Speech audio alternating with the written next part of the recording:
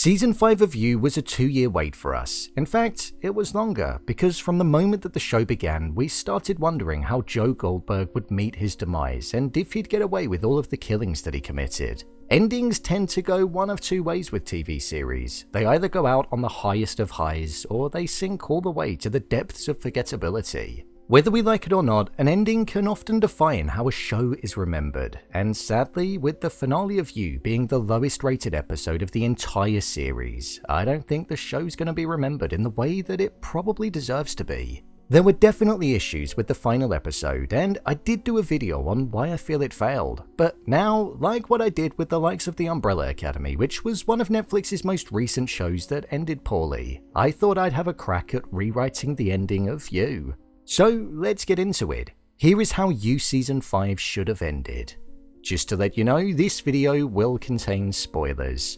So from the off, I would have definitely had Joe Goldberg ending up in prison. There's not a chance in hell that he'd have been killed, because that most definitely would have been the easy way out for him. And after seeing him kill over 20 people, that man needed to pay. However, the moment where I think the writing went a bit off track was when he brought Louise back into his life. Joe is an intelligent guy, and I get that his love was weaponized against him in the finale, like he did to everybody else throughout the entire show, but to me, it just didn't make sense. So Joe wouldn't have brought Louise back into his life for love. He would have instead brought her back for revenge and to make her pay. Joe said the line, "We're not done with each other yet," at the end of episode 7, and that's where I then would have had him follow her and then capture her. Meaning his justification would have been for the second reason that he kills, which is to rid the world of bad people in his eyes. So Louise would have woken up inside of the cage as a prisoner, placing her in the exact same spot as she was earlier on in the season. Meaning that when she was trapped there in episode 2, it would have been subtle foreshadowing for what was on the horizon.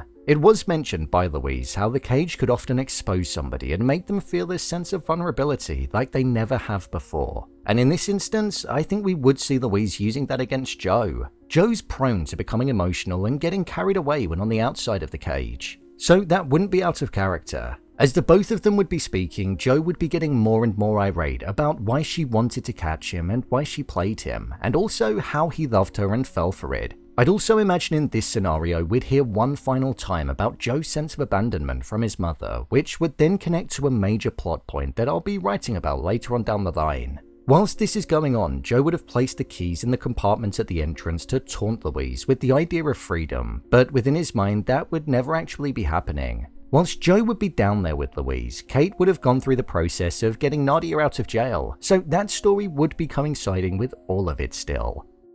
The both of them would be conspiring to lure Joe and trap him and have that debate on whether they were going to kill him or not. However, when they'd get to Mooney's, they'd see that Joe would already be down there, so they'd sneak there, and like what we saw, Kate would knock Joe out. With the key already in the compartment, Kate would release Louise, and herself, Louise and Nadia would move Joe into the cage, and we'd see a similar scenario taking place to what we actually saw, where Joe would come face to face with Nadia after she was released, and Nadia would outburst and want to kill Joe there and then. But instead, Kate would send her and Louise away, out of the bookstore, and tell them to call the authorities. This is because she'd think that she'd be safe, as Joe would be behind the cage. I believe from here, Kate and Joe's conversation would have such power and meaning. Kate would reflect on the bad that she'd done in her life, and she'd show the makings of somebody that was prepared to face the repercussions for their actions, showing the complete opposite mindset to Joe, as Joe obviously always felt like he was the person that was being wronged whenever he carried out a murder.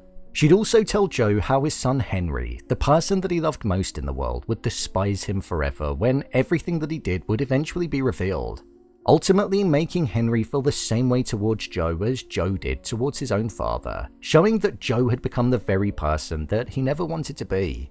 This conversation would be one that felt final, and almost like a "I've won" on Kate's side. Kate would have also been recording their conversation like we saw in the show, and Joe would be confessing like he did. The increasing tension in this conversation would make Joe angry, and we'd see a powerful performance from Penn Badgley as he'd be wanting to harm her, but because she's protected by the cage, he wouldn't be able to. With the cops taking a while, Kate would go upstairs to check if Nadia and Louise had returned. However, all this time, Joe would have had the key inside of his arm like we saw in the show. And then, when Kate returned downstairs to an empty cage, Joe would come out of the blue, hit Kate over the head, and Kate would become Joe's final victim.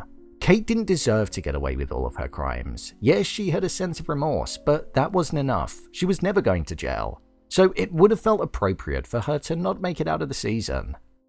With this going on, I'd also have Mooney's being set on fire by Maddie for the same reason as to why she did it in the show, meaning that the very place where it all started would now be burning to a crisp, something that would have felt extremely appropriate, especially as it would be the ending. All of Joe's ghosts from the past would be metaphorically spiraling around the room, and not only would the place where he was tormented be going up in flames, but also the carrier of the thing that he loved most, books, literature, a place where he escaped when he was a child, would be getting destroyed too. So it would definitely make a powerful image. As Joe battled with trying to put out the fire and escape, the authorities would arrive, and this is where Joe would be arrested. Kate's body would also be found in the basement, and one murder instantaneously would be pinned on him. As well, they'd find her phone and the recording that she did.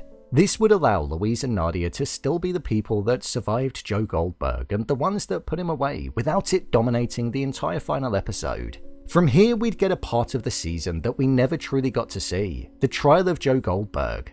This is where we'd see a completely different side to the character, one that we got glimpses of when he was inside of his cage when he was on the live stream, a person that was unable to talk about his past without breaking down into an emotional wreck.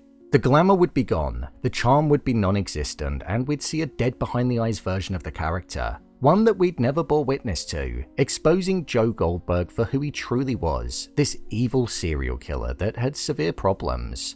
When speaking with his lawyers, we'd see him making himself out to be the victim in all of this, showing that he was never going to change. And during these conversations, we'd go right the way back to his childhood. This is where we'd find out, and Joe Goldberg would also find out, that his mother had died following the police looking into his relations. We know that he cared about his mother and had deep-rooted abandonment issues because of her, and with him finding this information out, it would cause him to spiral within himself. We could introduce her back into the show, but with her never being there for him throughout the entirety of his life, it simply wouldn't really make sense for her to return. And I think the weight of finding out that she died would carry a larger impact for the story, because the very person that he protected and killed for, and essentially started his journey into being this killer, would be no more. It would wrap up Joe's mother's storyline quite well. With Joe on trial, we'd see all of the accusations from the past being looked into, and we'd also see Love Quinn being exposed for being a killer, which would then enable the likes of Sherry and Kerry to return, Dottie to also appear, with many other characters that we'd seen over the years that were connected to the murders too. With the sheer amount of accusations and evidence stacked against him, I think Joe would start to talk, and this is where he'd then reveal Love's crimes and how they were the perfect couple for each other. This could be where he'd reveal about what happened to Delilah and Candace, and I don't know if we'd see Ellie in person at the trial, but I think when he'd be in the cell at the end, we could potentially see a letter from her to Joe. Or it could just be a little bit of an Easter egg on the side next to his book where there'd be a letter signed off from her. With Joe reliving his past in front of everybody on a public stage and him admitting to the killings, there would be nowhere for him to hide. Joe would be sentenced to life in prison without the possibility of parole, and then we'd cut to him in a cell a little while later looking like a shell of the person that we all came to be infatuated with, despite the fact that he was a killer. And now we'd ultimately see him in his purest form, exposed and actually like the monster that lurks in the dark. We'd realize that the championing of somebody like him was wrong, and it wouldn't be told explicitly to us. It would be left down to us to realize on our own terms just by looking at him. He'd be living his worst nightmare, stuck in a room with his own thoughts spiraling round, alone, with nobody to love, his son despising him, and now Joe Goldberg yet again feeling abandoned just like he did all of those years ago when, after he killed for his mother like he did for all of the women that he loved in his life, he'd now be on his own. With regards to Henry in this story, he wouldn't necessarily end up in an orphanage like Joe did, but I'd have him end up with Teddy. It wouldn't be a bleak ending where Henry would end up following in the same path as his father, but it would connect to what Love said in season 3 where she said, "Henry will know what you are," so he'd have support around him with the likes of Teddy. For me, this ending is one where there'd be a few touch points that weren't addressed, like Joe's mother and also the trial that many of us wanted to see. Plus, there'd be a bit of a homage to how Joe recognized that Love was actually the best person for him and that his best chance at success in love, marriage, and life would have been with her if it didn't all go wrong. And we'd also get that Ellie Easter egg that we were all hoping for. I also think it wouldn't have made Joe seem out of character with bringing Louise back into his life because he was in love with her, but instead trying to get revenge because he viewed her as a bad person would also be in line with why he kills. Like the actual ending of the show, I imagine this is one that might be divisive, but please do let me know what you think of it. So, there you have it, how You Season 5 should have ended. If you want to see every season of You being broken down, then I've put the playlist below, and don't forget to subscribe so you don't miss future videos. What do you think of the ending of the show? Is there anything you'd change? Share your thoughts in the comments. As always, thanks for tuning into the video and I'll see you in the next one.